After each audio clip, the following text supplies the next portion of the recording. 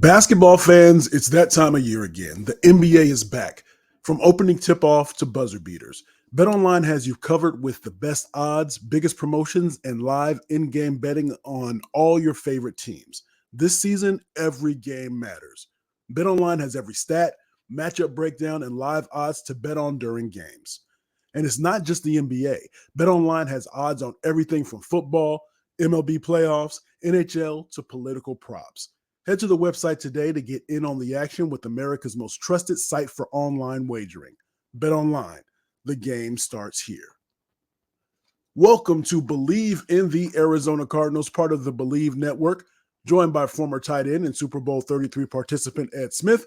My name is Javon Adams. Be sure to subscribe, comment, rate, and follow this podcast and tell all of your Arizona Cardinals fans and friends to do the same.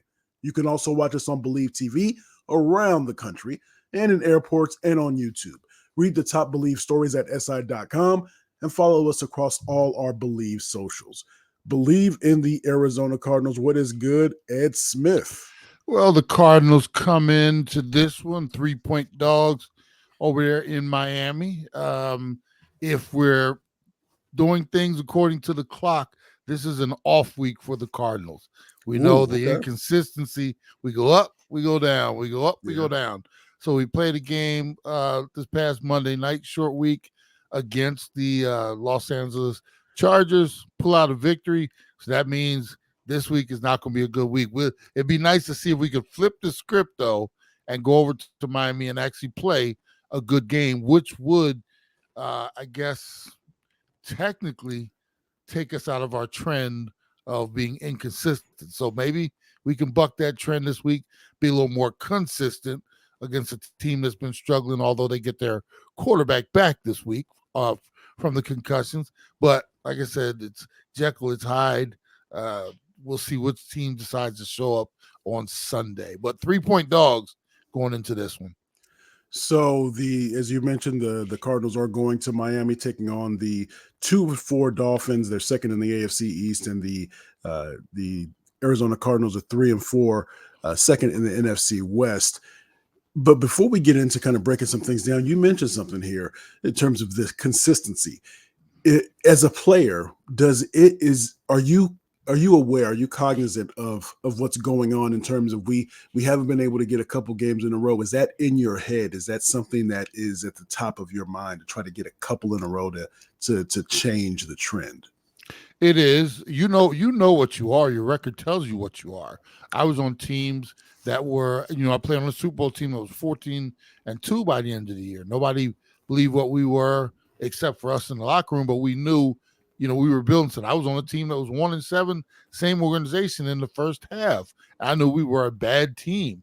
For these teams that are middling around 3-4, right now, it's a good thing if you're hanging around at 3-4 right now, because you're still technically in this race. We saw last night the the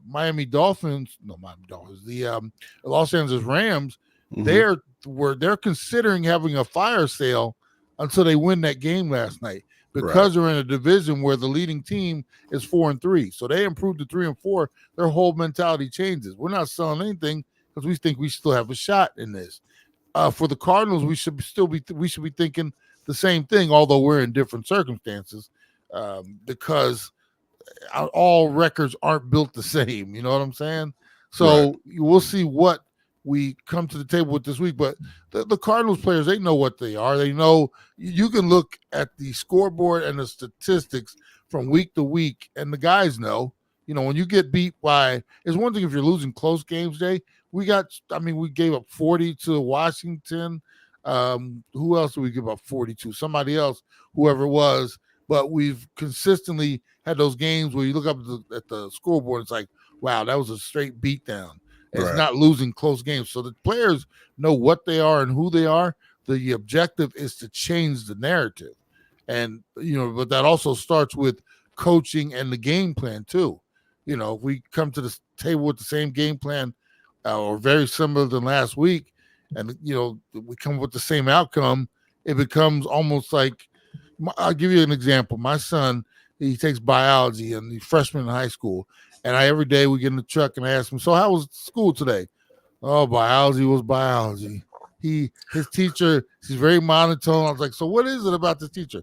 She gets in and she does the same thing every day. And she's got a thick accent, so it's hard to understand her, but all she does is get up there and she lectures everybody. There's no Mm-hmm. interaction, there's no this. Same thing with these game plans. You come in and it's like, oh boy, same game plan as last week, or very similar, no ingenuity, no creativity, and you go out you lay the same egg, or it's the off week, as I tell you. So this week we're going to take our beat down, and we do it. It's like it starts to get ingrained in your head a little bit.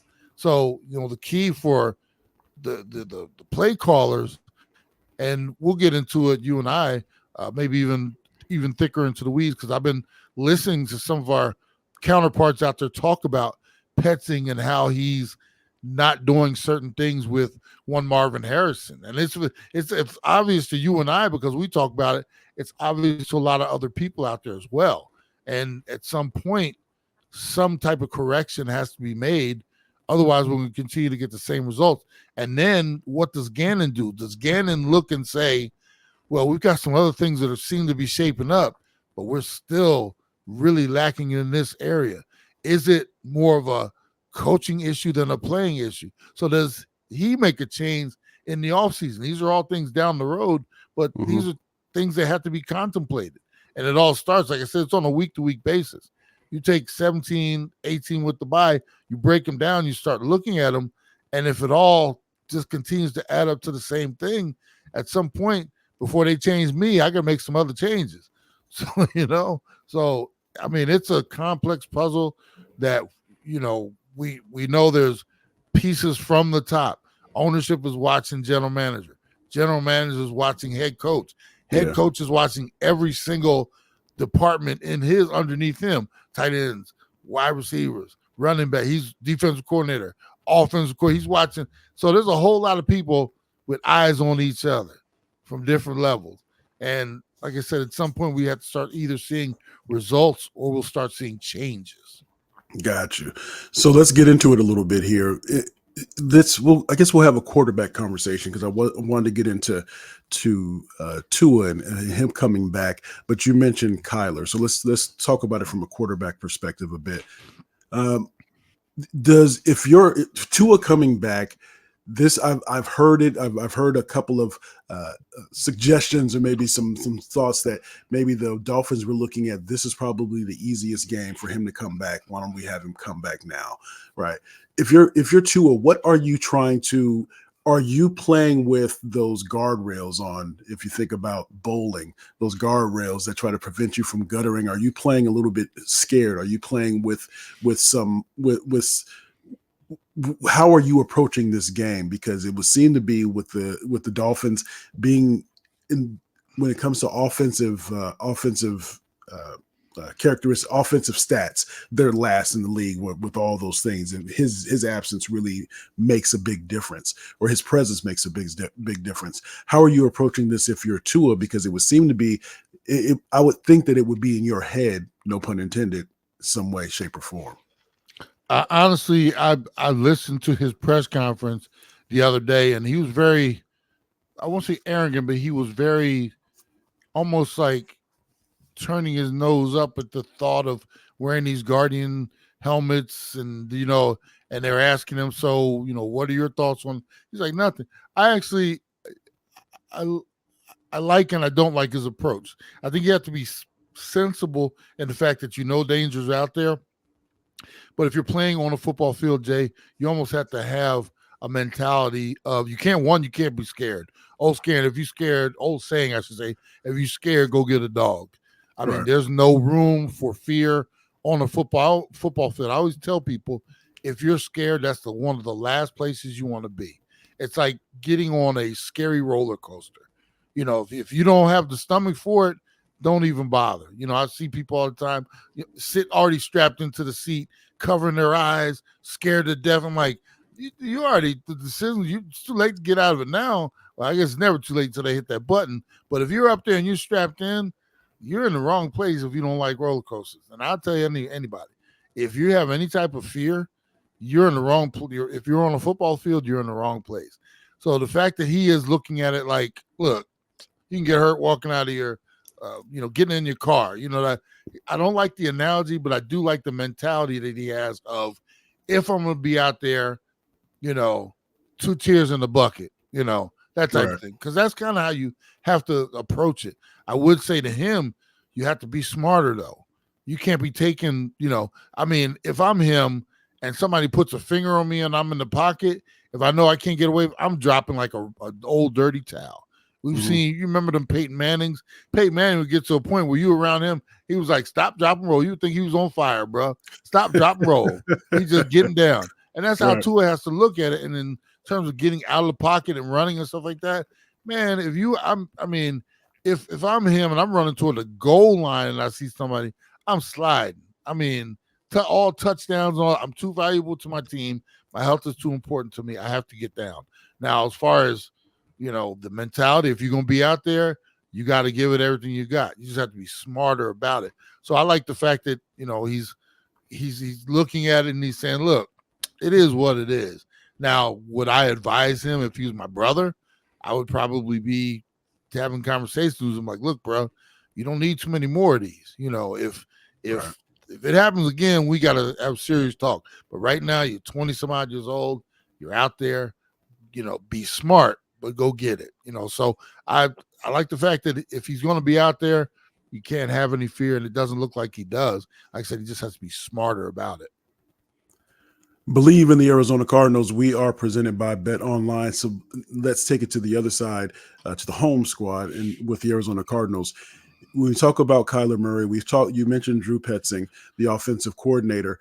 There seems to be 2 different camps, for lack of a better term. I was listening locally, and one of the local radio hosts here, John Gambadoro, he, instead of putting the blame on Petzing, he says, no, I've looked at the film. Kyler Murray is the issue. Kyler's the issue. It's not the receivers. It's not the play calls. The play calls are fine. It's Kyler. If you're looking at it from what you've seen, if there was, when you're looking at the inconsistency that's there, or some of the really not being able to unlock Marvin Harrison Jr., where do you put that? Is it more on a Kyler Murray, or is it Drew Petzing, if you know the limitations of your quarterback or what he's not really good at, maybe we try to call plays a little differently? Or is it, look, man, this is my game plan, you should be able to execute it, you've been in the league long enough? It's a combination, Jay. And for anybody who says they know exactly what the problem is, then please give me their number so I could call them and get tomorrow's lottery numbers. There's no such thing as we know exactly what the problem is. We can address it, and we talk about it, and everybody has their opinion. In my opinion, it's a combination. I'm not going to put it on one person exactly or the other. I will say that everybody has a hand in it, though. And the creation of this offense, whatever it may be, we're seeing just go back to the I word again, inconsistency, seeing lack of creativity, not utilizing the weapons we have. You could go down every step of the way and somebody has because one, Petzing could be more creative. He can be more demonstrative in terms of who he's trying to get the ball to. I continue to say you can design. We're not going to force feed Marvin the ball, but we were going to he might be read 1 and 2 on a play. You can design it where we are trying to get him, unless they have triple coverage on him, we're designing specific route combinations where he is our guy. So do not come off of him until he has proven that he's not going to get open on this, or he just falls down on the route. Otherwise, we got to make sure we're going to him getting the ball. The other thing is execution on the field. If Kyler's coming off of him too early, then whose fault is that? That's the quarterback's fault. You, once again, as a coordinator, you got to get into your quarterback's ear. We're really trying to get him involved in this game plan. I'm not saying force it to him, but don't come off him too early, because this is the concept. I'm going to explain the concept to you one more time. We're looking for him in this window right here. If you're not allowing him to get up the field and behind that linebacker to come across, and then you guys there's concepts. You got to start building the routes. We're trying to hit him deep. We're trying to hit him mid-range, whatever it is, or we might even get him the ball in his hand so he can get some of that yak. You got to explain this specifically to your quarterback. Then it's on your wide receiver as well. I explained that earlier. I think it was even earlier this week in our show. Mm-hmm. Your wide receiver has to do his part as well. If he's not getting the ball, or if he doesn't feel like he's involved in the game plan, and he's giving you 2 steps off the line of scrimmage and kind of not giving you that 100% effort, and then on the one play where we're looking to go to him and he's lollygagging off the ball or not taking it serious, and he might be read 3 or 4 on this particular, we could have went to him, but he was not coming off the ball. Everybody has a responsibility and a job to do. They need to do their job. We've seen a couple times, another example of it this past week, where Kyler missed Marvin going down. He probably wasn't the first read, but he broke free going down the middle of the field. Nobody blocked or covered him. And if Kyler had his eyes on him or came back to him if he wasn't the first read or whatever, it was a touchdown. He looked up and he was running free through the coverage. So there's some type of disconnect going on at all levels. And the reason I even bring that one up is because when that is seen, somebody up top should have come, Pets, look, we missed it again. We need to run that later on if we get this coverage, because look what happened. They should have been looking through the tablet to show, and then you got to show Kyler. Then you got to show, because Marvin, he was frustrated because he wants to get missed. But like I say, if you're not giving me full effort all through the game, yeah, you got to expect me to miss you every now and then because I'm not seeing what I need from you. So it's a combination, Jay, of everybody not necessarily doing their job and executing and teaching. And so to put it all on one or the other, it's not all Kyler's fault, but he does share a particular blame in it. It's not all Petson's fault, but he does share a particular blame in it. And it's not all Marvin's fault, but he does share a particular blame. We just got to get everybody on the same page. And this might be, remember I told you earlier a few weeks ago, the season isn't when you're teaching. The season is when you're trying to execute and win games. Right. A lot of stuff that we're talking about right now, this is off-season stuff, bro. This is we've thrown the ball at each other 2,000 times over the offseason. Now we're into the OTAs. Now we're into training camp. Now we're into preseason games.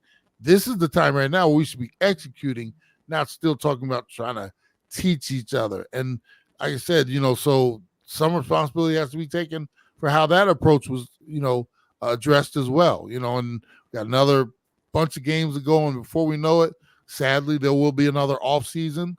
And if they're going to take steps forward, it's not doing, like right now, we should be honing, like fine tuning. We shouldn't be trying to teach. So let's use that time, valuable time as well, during the off season. But like I said, it's a true mess right now for all kind of different factors. And it's tough because, like I said, now it's all about winning games, not teaching, routes and things and stuff like that. But it is what it is at this point in time. Bleav in the Arizona Cardinals presented by BetOnline. So you mentioned it's all about winning. Let's start to break down what the Cardinals need to do to win. So if we're looking at this just from rankings and what the stats say up to this point so far, is that the Cardinals, they score 21.4 points a game, 19th in the league. The Miami Dolphins score 11.7 points per game, 32nd in the league. The Cardinals allow 25.4 points a game, which is 24th in the league, and the Dolphins allow 21.5 points per game, and that's 14th. But that's where I guess statistics or numbers can lie a little bit because we know that Tua has been out for the last 4 weeks. Is it too much to expect the Cardinals to hold the Dolphins to around what they've been scoring so far this year with that, given those injuries, 11 points, maybe it goes up to 17 or 18, right? Is that too far-fetched? And is it too much to expect the Cardinals, even with all the questions that we have offensively for them, for the Cardinals to put up something along the lines of between 25 to 30 points? Well, this is a bad representation. We got to remember, this is a Miami Dolphins team that has been out there without their franchise quarterback Right. for 4+ weeks. So, so all the numbers that you look at for the Dolphins, you can throw those out the window. I mean, they've been playing with Huntley and Skylar Doo and people like that. One time you can't even remember names of quarterbacks in the NFL. You know it's a bad situation. Yeah. So what we're going into is a total unknown. Is there going to be rust on for Tua? Is there going to be trepidation for Tua? If we get around him, get that first hit on him, is he going to be watching the rush instead of the downfield? These are all questions that we're not going to have answers to we got there out there on the field. We don't know what version of him or that offense we're going to get. I guarantee you, there's some dudes in that locker room though. One Tyreek Hill and Waddle. These dudes have been licking their chops for that man to get back under center for them.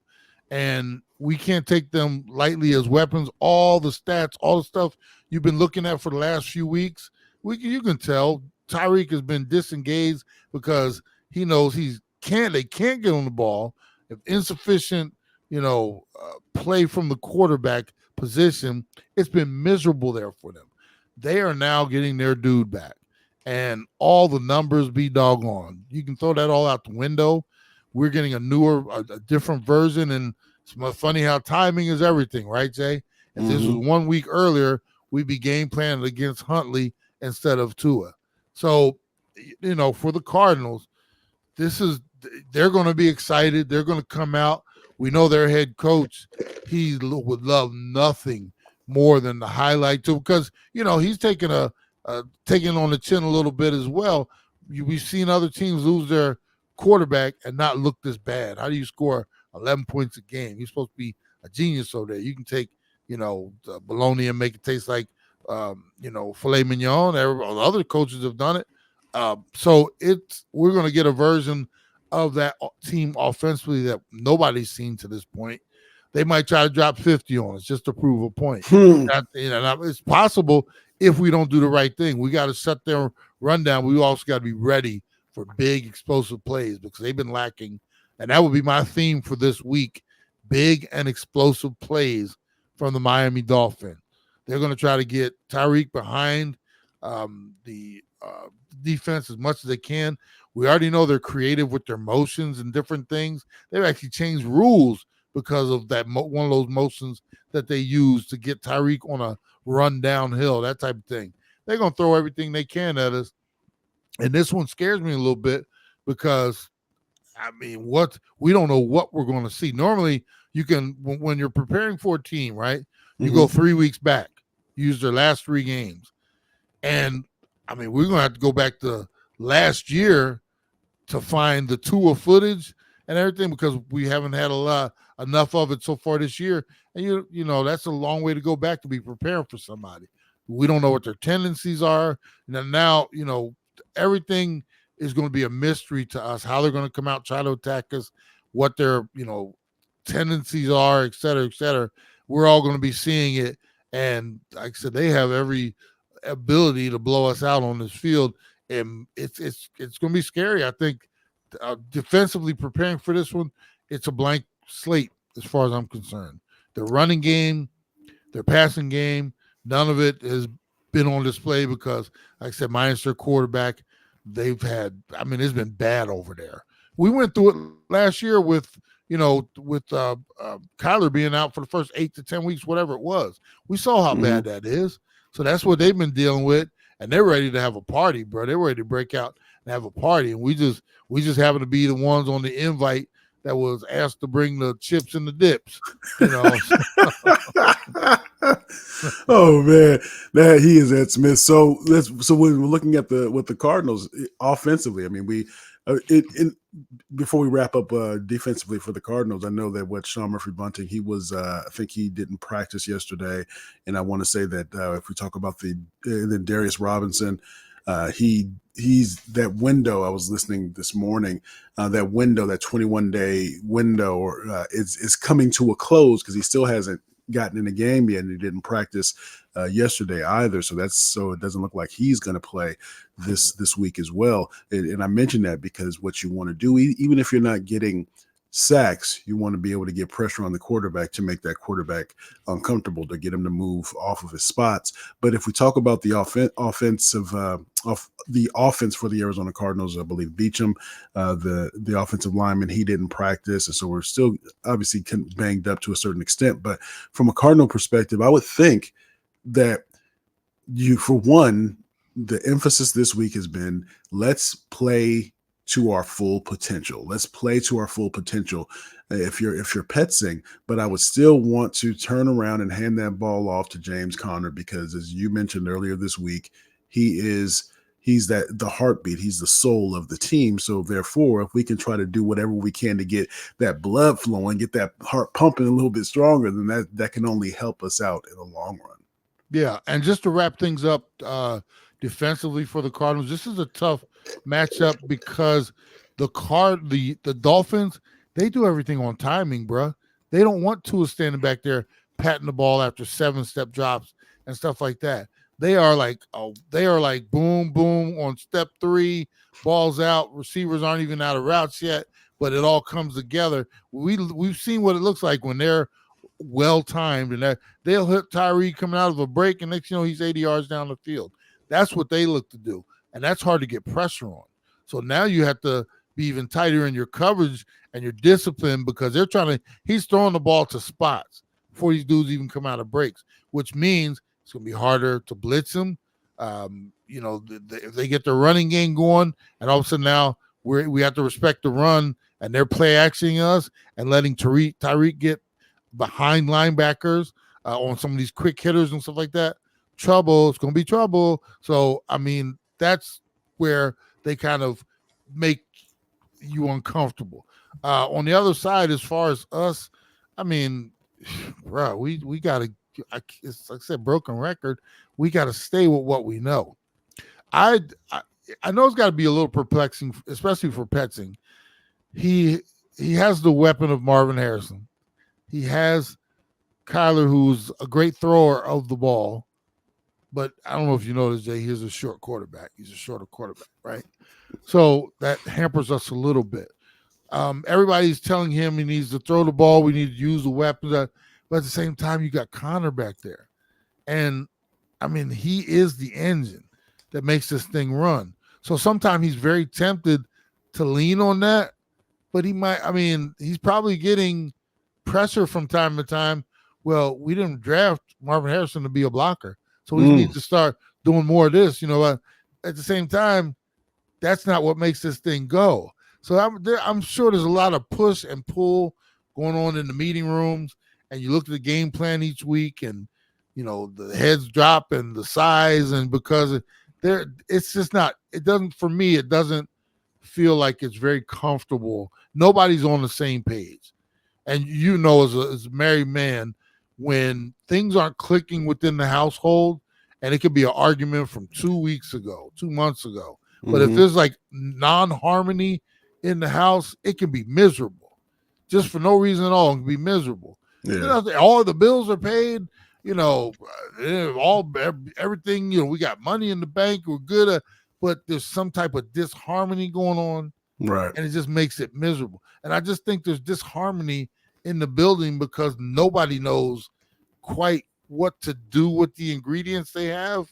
Yeah. And I mean, until everybody's on the same page, it's just going to be like this. And I don't know if Petzing is the guy to make everything right. It just does. I'm not getting, we're far enough into it where it's like, okay, we need to start seeing more of this, or somebody else needs to come in and do this, that type of thing. Mm-hmm. So we'll see. I mean, we'll see what this week brings. The Cardinals, like I said, once again, I'm still looking to find out who they are and how they plan on doing it, because it's a week-to-week process with them in terms of trying to show some consistency and some type of game plan and identity. I'm still not seeing it, but like I said, it's obviously, and I've been in it before, it's not as easy as, we know what we need to do. How do we do it? There's got to be somebody to be able to pull all this together, because it does look disjointed. It continues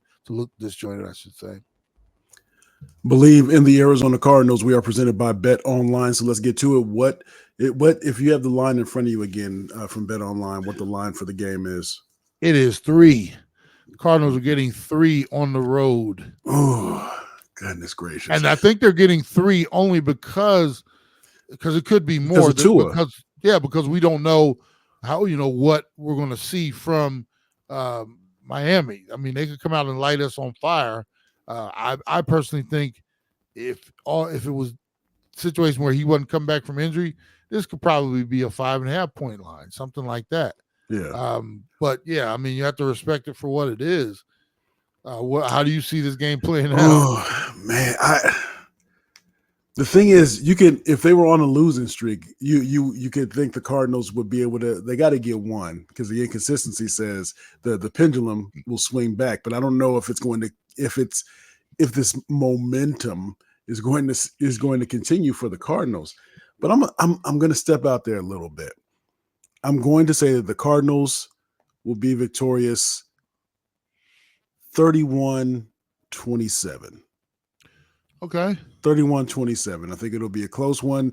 I think Tyreek will get out. Will get loose a bit, and there'll be some things that'll be going on there in terms of for the defensive side for the Cardinals that will lead to a higher score than what even with the injuries what the Dolphins have been trending so far this season. But I say 31-27 Cardinals, and we'll see 120 yards rushing from maybe even 170 total combined yards from Connor with receiving and rushing. All right. I'm just looking something up real quick. I want to get because let me see. Okay.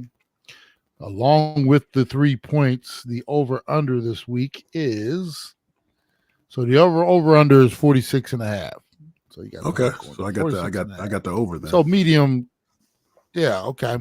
So and the reason I was looking for that because this game, in my opinion, Jay, has the opportunity to go off the rails early because of the fact that the Dolphins are a definite win. They have all their weapons, Tua being one of the weapons. They are quick strike as you can imagine.